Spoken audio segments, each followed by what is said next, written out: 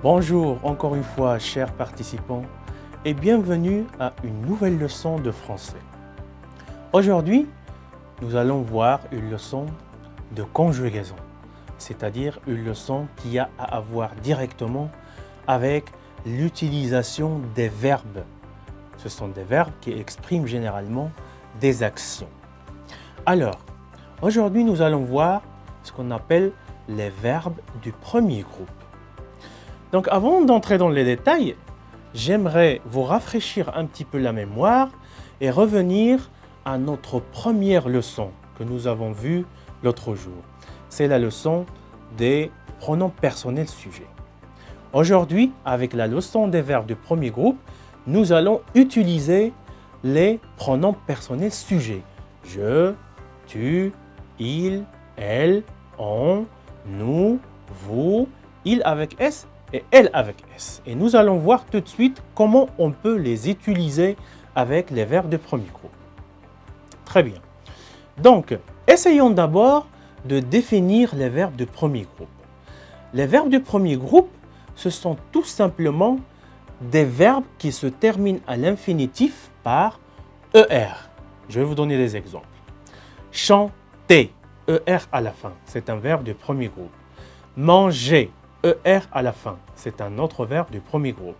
Lancer, ER à la fin, c'est un autre verbe du premier groupe. Poser, ER à la fin, c'est un autre verbe du premier groupe.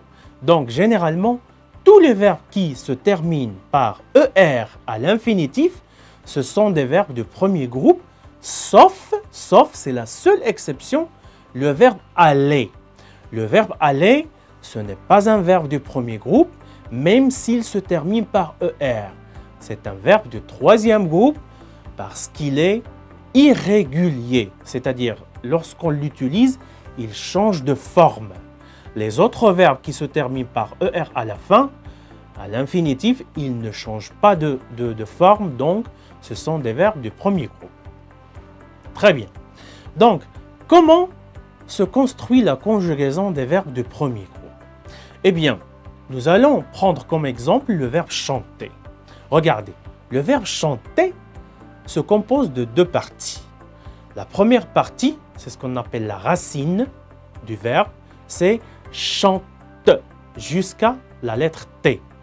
Puis, au lieu de la terminaison de l'infinitif ER, on la supprime et on ajoute la terminaison qui correspond à chaque pronom personnel sujet.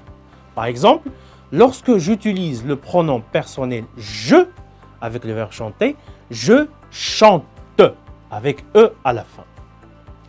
Tu chantes avec ES à la fin. Il, elle, on chante E à la fin. Nous chantons ONS à la fin. Vous chantez EZ à la fin. Il avec S, elle avec S, chante ENT à la fin. Donc, E, c'est la terminaison du verbe qui va avec le pronom je. ES, la terminaison du verbe avec le pronom tu. E, la terminaison du verbe avec les pronoms il, elle, on. ONS, c'est la terminaison du verbe qui va avec les pronoms personnels sujets nous. EZ, c'est la terminaison du verbe qui va avec le pronom vous. Et ENT, c'est la terminaison du verbe qui va avec les pronoms il avec S et elle avec S. Il faut savoir, bien entendu, que ces terminaisons-là, ce sont seulement les terminaisons du présent de l'indicatif. Le présent de l'indicatif, ça veut dire maintenant.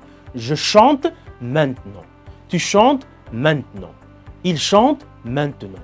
Nous chantons maintenant. Vous chantez maintenant. Il chante, elle chante maintenant. Très bien. Alors, pour continuer, il faut juste savoir que même si on change le verbe chanter avec un autre verbe du premier groupe, les terminaisons au présent de l'indicatif ne changent jamais. Par exemple, si j'utilise le verbe manger, je mange E, tu manges ES, il mange E, elle mange E, on mange E, nous mangeons ONS, vous mangez EZ, il mange ENT, elle mange ENT. Donc c'est la même chose. Donc peu importe le verbe, il faut seulement qu'il soit un verbe du premier groupe. Je peux utiliser n'importe quel verbe du premier groupe. Donc les terminaisons du présent de l'indicatif restent les mêmes. Ils ne changent jamais. Maintenant, on va entrer dans un autre cas, c'est celui des verbes pronominaux. Les verbes pronominaux, on les appelle comme ça parce qu'ils ont un pronom au début. Par exemple, s'amuser, s'asseoir, se reposer, se laver, se réjouir. Ce sont des verbes pronominaux.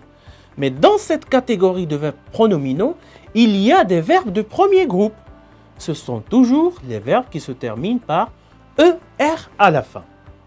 Donc, le verbe s'amuser, c'est un verbe pronominal, mais un verbe du premier groupe. Il se conjugue de la même façon que le verbe chanter. La seule différence, c'est que comme c'est un verbe pronominal, d'accord, il faut utiliser un autre pronom avec le pronom personnel sujet. Par exemple, je m'amuse, E. Tu t'amuses, ES. Il s'amuse, E.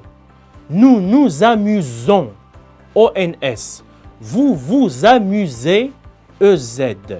Il avec S, il s'amuse, ENT. Donc ce qu'il faut retenir, c'est que avec les verbes pronominaux du premier groupe, on utilise d'abord le pronom personnel sujet, je, tu, il, elle, nous, vous, il avec S, elle avec S, et aussi l'autre pronom, d'accord? Me, te, ce, nous, vous, il se. Je m'amuse, je me promène. Tu t'amuses, tu te promènes. Il s'amuse, il se promène. Nous nous amusons, nous nous promenons. Vous vous amusez, vous vous promenez. Il s'amuse, ENT, il se promène. Avant de terminer cette capsule, je vous rappelle qu'il faut faire une petite révision des leçons que nous avons vues jusqu'ici pour pouvoir donc avancer dans les prochaines leçons de français. Merci beaucoup, chers participants, et je vous souhaite très bonne chance.